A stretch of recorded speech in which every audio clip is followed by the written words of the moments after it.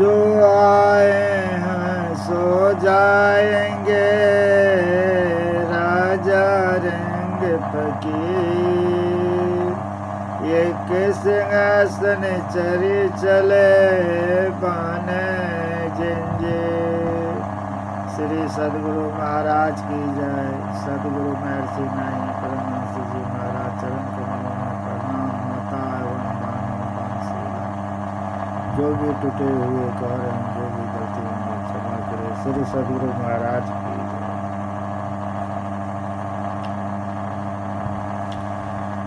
रविदास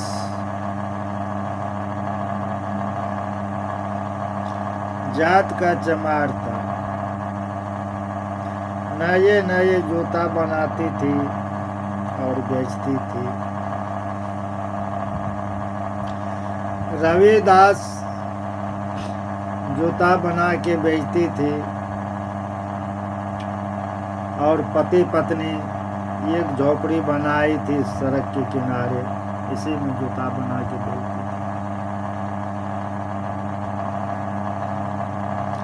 उस महीना का दिन गंगा स्नान सब लोग जा रहे थे। कहने लगा रविदास जी आप भी चलिए गंगा स्नान नहाने के लिए, भोला बाबा का दर्शन करके आएंगे। कहा कि देखिए गरीब आदमी हूँ मैं, रोजी रोटी किसी तरह से चला रहा हूँ, कोई आशा नहीं है। आप लोग जाइए, थोड़ा सा हमारा निमंत्रण लेते जाइए। गंगा महारानी को निमंत्रण दे दीजिएगा कि ये रविदास जी दिया। एक पान और सुपारी दिया था कि गंगा महारानी को दे दीजिएगा कि रविदास जी दिया। ये सब हंसने लगा, गंगा महारानी को कैसे दे। कहना कि जब स्नान कीजिएगा गंगा महारानी को दे दीजिए कि रविदास। स्नान उसलान करके ऊपर हुआ, जा रहा था जल चढ़ाने के लिए। फिर कहने लगा देखिए गंगा महारानी को नहीं दिए। तब जाके गंगा महारानी को कहता गंगा महारानी पान सुपारी रविदास जी दिया है और आप स्वीकार कीजिए। तो गंगा महारानी ने पान सुपारी लिया और ये कंगन का मठिया दिया। वो तो बहुत खुश हो गया। लेके जब आए तो रविदास को नहीं दिए, घर लेके चले गए।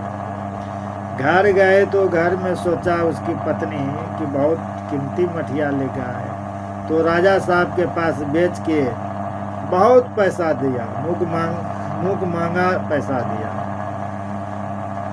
उस पैसा से जगह जमीन खरीद लिया, ट्रैक्टर खरीद लिया, बिजनेस स्टार्ट कर दिया, बहुत अमीर हो गया।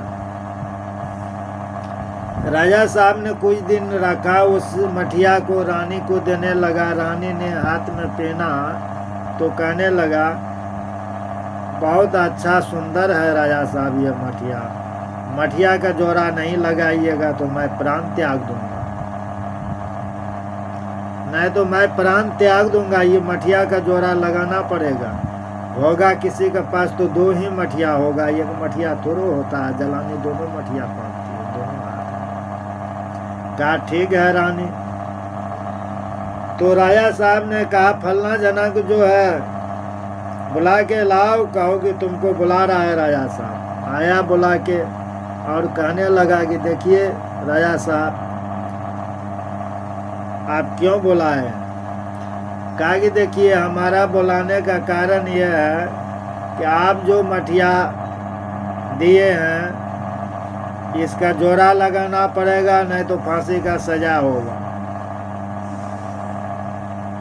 कहा ठीक है टाइम दीजिए, 2 दिन का टाइम दिया। जाके बरंडा पे रोने लगा तो सोचा कि अब जो है प्राण इसका त्याग रहा है। तो इधर से उसकी पत्नी कहने लगा आप क्यों रोते हैं। कहा देखिए राजा साहब इस मठिया का जोड़ा लगाने के लिए कह रहा।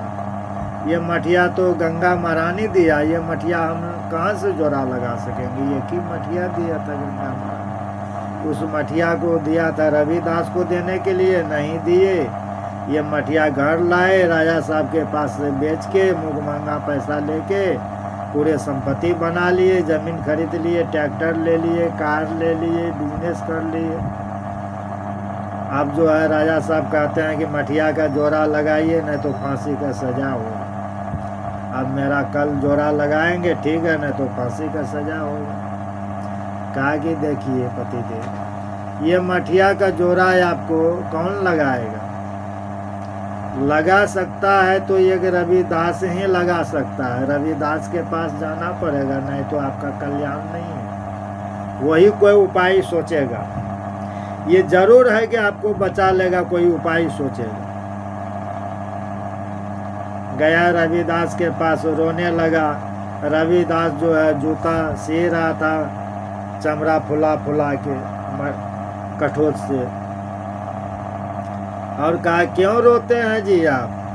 कि देखिए आपको जो गंगा महारानी को दिए थे निमंत्रण देने के लिए, गंगा महारानी एक मठिया दिया था, मैं राजा साहब के यहाँ बेच दिए मठिया। अब कहता है कि इसका जोड़ा नहीं लगाइएगा तो फांसी का सजा मिलेगा, इसीलिए मैं रो रहा हूँ कि कल हमको फांसी मिलेगा, हम जोड़ा कहाँ से लगाएं? कहा ठीक है बैठो, रोइए मत, हम थोड़ा ये जूता को बना लेते हैं, इसके बाद आपका देखते हैं, कहीं से ऊपर करते हैं। तो इसके बाद वो जूता बनाने के बाद जो है ये कहने लगा ठीक है आपको जो है मठिया मिलेगा। तो कहा कि ठीक है मठिया देते हैं। आँख मूना और कठोत में पानी में हाथ दिया, लाखों मठिया निकाल दिया। कहा कि लीजिए जी आप कितना मठिया लेना है? कहा कि नहीं रविदास जी हमको एक मठिया चाहिए। एक मठिया लिया, सारे मठिया पानी में दिया, समाप्त हो गया। इसी के नाम है रविदास जी। दास का पद ऐसे ही नहीं होता है जी, इसका तपस्या करना पड़ता है तभी होता है। दास बनने से काम नहीं चलता है कि दास बन जाएंगे हो जाएगा। तपस्या करना पड़ेगा, कठिनाई उठाना पड़ता है तभी भक्ति होता है, ऐसी भक्ति नहीं होता है। श्री सद्गुरु महाराज की जय। यहाँ से विराम देता हूँ। श्री सद्गुरु महाराज की जय।